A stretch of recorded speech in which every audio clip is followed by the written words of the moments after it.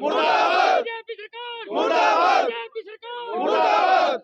कट्टर तेरी तानाशाही नहीं चलेगी, नहीं चलेगी, कट्टर तेरी तानाशाही नहीं चलेगी, नहीं चलेगी। नहीं डरेंगे खुर्की से खींच लेंगे कुर्सी से, नहीं डरेंगे खुर्की से खींच लेंगे कुर्सी से, नहीं डरेंगे खुर्की से खींच लेंगे कुर्सी से, नहीं डरेंगे खुर्की से खींच लेंगे कुर्सी से। कट्टर तेरी तानाशाही नहीं चलेगी, नहीं चलेगी। हरियाणा सरकार मुर्दाबाद। नमस्कार, दिस इज़ एसके सिंह और आप देख रहे हैं मेरा YouTube channel the people SK. इस चैनल के लोक मंच प्रोग्राम में आपका बहुत बहुत स्वागत है। 2018 और ये 2023 चल रहा है। 5 साल से पंचकुला के धरना प्रदर्शन पर बैठे ये रोडवेज के कर्मचारी, जिनकी मांग ये है कि 2018 में जब उनको नौकरी पर रखा गया और बिना बताए उनको नौकरी से हटा दिया गया, उनको नौकरी पर रखा जाए।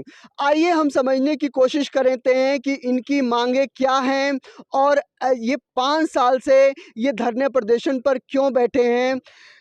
सबसे पहले तो मैं आपका नाम जानना चाहूँगा और मैं ये जानना चाहूँगा कि आप इस धरने पर कब से हैं और क्यों हैं।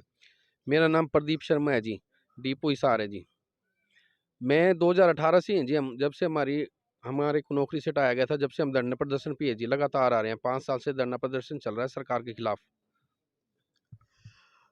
5 साल से धरना प्रदर्शन पे हैं, क्यों हैं? नौकरी के लिए सर। किस तरह की नौकरी? हमने जो काम किया था उसको नौकरी। क्या काम किया था आपने? हमने रोडवेज में गाड़ी बस चलाई थी, ड्राइवर कंडक्टर वर्कशॉप तीनों थे हम। क्या मैं जान सकता हूँ कि वो काम आपने क्यों किया था और क्यों निकाला गया और कैसे निकाला गया? वो काम हमने इसलिए किया था, सरकार के जो कर्मचारी थे पक्के, उन्होंने हड़ताल कर दी थी, जो हरियाणा के इतिहास की सबसे बड़ी हड़ताल थी। वो चले गए स्ट्राइक पे। हमने सरकार का साथ दिया, गाड़ियाँ चलाई, मैकेनिकों ने काम किया। उसके बाद 18 दिन काम करवा के बगैर नोटिस दिए बताए हमें नौकरी से निकाल दिया गया।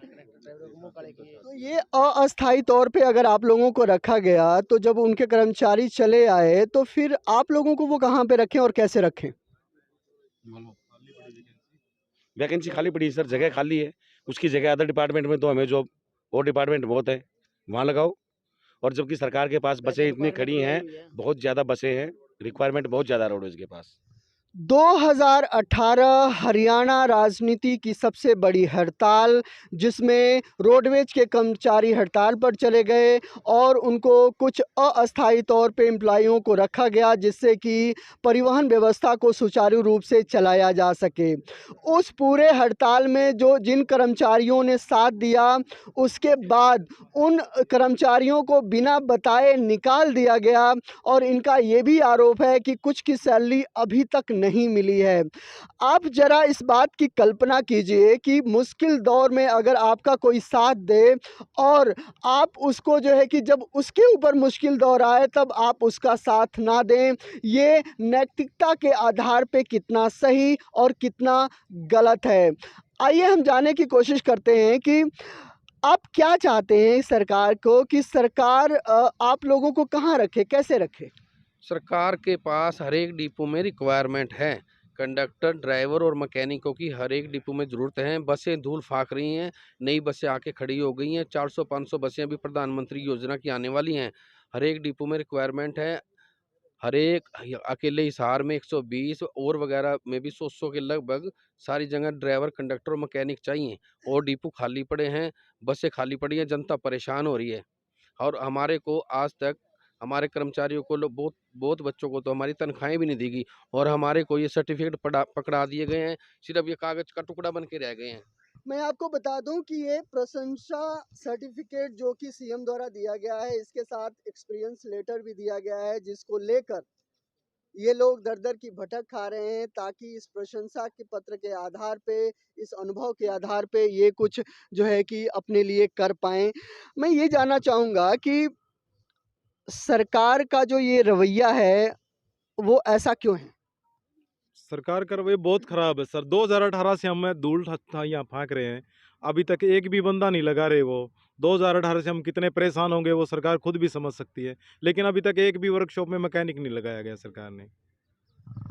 क्या उसके बाद कोई नियुक्ति नहीं है 2018 के बाद? ये कोई ड्राइवरों की नौकरी कोई किसी कोई लगा नहीं? कंडक्टर की हुई है सर। ड्राइवर की हुई है, ड्राइवर कंडक्टर कंडक्टर की कुछ हुई एक है। भर्ती किए गए थे, लेकिन वर्कशॉप में तो अभी तक कोई भी बंदा नहीं लिया गया। ड्राइवर रोडवेज में नहीं किया, एक तो 112 पे पुलिस में किए हैं और एम्बुलेंस में किए हैं जी। कंडक्टर रोडवेज में किए हैं, तो वहाँ पे आप लोगों को क्यों नहीं रखा जा रहा? पता नहीं है। अभी बहुत सी पोस्टें खाली है, जिसमें बता रहे हैं कि 97 पोस्ट तो अभी भी खाली है, इनके पास लिखित में भी है, जबकि हमारे पास थोड़े से बचे हैं। हमारे 60-65 बंदे हैं जो 60 बच्चे 60 बच्चे हैं, तो इन्हें रख भी सकते हैं। और कहते हैं हर बार यही कहते हैं, यहाँ पे प्रदर्शन करते हैं तो कि अभी आपको ही लगाएंगे हम सबसे पहले, लेकिन फाइल जो की तो पड़ी है उनके पास। देखिए क्या है कि एक तो ये हो जाए कि सरकार ये मना कर दे कि नहीं भाई हम नहीं रखेंगे आपको, तो कहीं न कहीं ये लोग अपने जीवन यापन के लिए कुछ और सहारा ढूँढें। लेकिन कहीं न कहीं सरकार ये भी कह रही है कि हम आप लोगों को रखेंगे। कब रखेंगे? कैसे रखेंगे? इसका कोई जो है कि आधार नहीं है। अब अगर मान लीजिए कि जो दूसरे डिपार्टमेंट है, चाहे वो एम्बुलेंस हो, चाहे वो सरकारी दूसरे डिपार्टमेंट हो, वहाँ पे ड्राइवर और दूसरे नौकरियों की ज़रूरत है। अगर वहाँ पे आप लोगों को रखा जाए तो क्या आप लोग वहाँ पे नौकरी करने के लिए तैयार हैं? हाँ सर, कर लेंगे बिल्कुल, हमें तो रोजगार चाहिए, कहीं भी दे सरकार। ऐसा कौन-कौन सा डिपार्टमेंट है जहाँ पे आपको रखा जा सकता है? 112 पुलिस वाली गाड़ियाँ हैं, एम्बुलेंस हैं, उसके अलावा जितने भी गवर्नमेंट ऑफिस हैं, सब में ड्राइवरों की आवश्यकता है सर, हर डिपार्टमेंट में। और रोडवेज में भी बहुत ज़्यादा रिक्वायरमेंट है, अदर के अलावा रोडवेज में बहुत है। ग्रुप डी, ग्रुप सी में बहुत ज़्यादा वैकेंसी है। सरकार वैसे सीईटी के नाम पर लोगों को बरकला रही है। पहले ये बंदे जो हम 5-5, 6-6 साल से खड़े हैं, उनको तो जॉब दे नहीं रही। और ये देखो 2-3 साल से सारी भर्तियां अटकी हुई हैं। लगातार हमें लगा दे तो सारा काम ही बन जाए। ये 5-6 साल से हमने अपने धंधे काम सारे चौपट हो गए हमारे जी। प्रेशर लगा रही है। फ्रेशर लगा रही है सरकार, नीचे नीचे भर्ती कर रही है अपने चेतों को। और सरकार ने सबसे पहले ये हमें सर्टिफिकेट दिए थे, ये दिए थे, इनमें सबसे पहले ये लिखा था जो भी भर्ती आएगी सबसे पहले हमारे को ही लगाया जाएगा। इसीलिए हमारे को 2-2 सर्टिफिकेट दिए थे। और 2018 के बाद भी सर एक हड़ताल और हो चुकी है, और उसमें भी हमारे साथियों ने बढ़ चढ़कर सरकार का फिर दोबारा साथ दिया ताकि सरकार हमें दोबारा से लगाए। और ये अकेली सरकार है जिसने पिछली सरकारों ने 72, 79 और 1993 में जो भी जिन्होंने भी साथ दिया है उनको सरकार ने पक्का लगाया है। एक ये अकेली ऐसी सरकार है, बेशर्म सरकार है, जिन्होंने हमारे साथियों को पक्का तो दूर कच्ची नौकरियां, आउटसोर्सिंग की, HKRN की कहीं भी नहीं लगाया। उस टाइम तो 2 दिन की हड़ताल होती, 2 या 3 दिन की, ये सबसे बड़ी हड़ताल थी 18 दिन की। तो कहीं न कहीं ये एग्ज़ाम्पल भी, उदाहरण भी दे रहे हैं कि इससे पहले जितनी हड़तालें हुई हैं दूसरी सरकारों में, और जिन लोगों ने भी ऐसी सरकारों का साथ दिया है उनको पक्की नौकरियां लगाई गई हैं। लेकिन यहाँ पे खट्टर सरकार का जो रवैया है वो कुछ और है। इनका ये भी आरोप है कि जो नौकरियां लगाई जा रही हैं वो अपने चहेतों को नौकरियां लगाई जा रही हैं, और कहीं न कहीं जो है कि इन लोगों को अलग-थलग रखा गया है।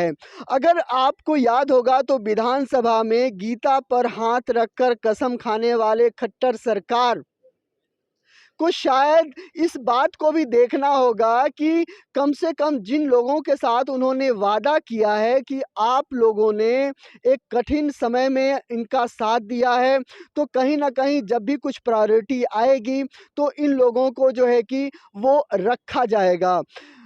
मैं ये जानना चाहता हूँ कि अगर ये अभी इलेक्शन आने वाले हैं और इस पूरे इलेक्शन में आचार संहिता लग जाएगी, उसके बाद कहीं न कहीं दोबारा 5 सालों के लिए आप लोग लटक जाएंगे। अगर सरकार जो है कि आप लोगों की बात को नहीं सुनती है तो आप लोगों का जो आगे की रणनीति है वो क्या है? आगे की रणनीति हमारी यही है जी, हमने हमारे किसान यूनियन के प्रधान जी हैं जी, चडूनी साहब, और खाप प्रधानों से हमारी बात हुई है, वो भी हमारा साथ देंगे। और हम सरकार का हर एक गांव में विरोध करेंगे, काले बिल्ले काले झंडे दिखाएंगे।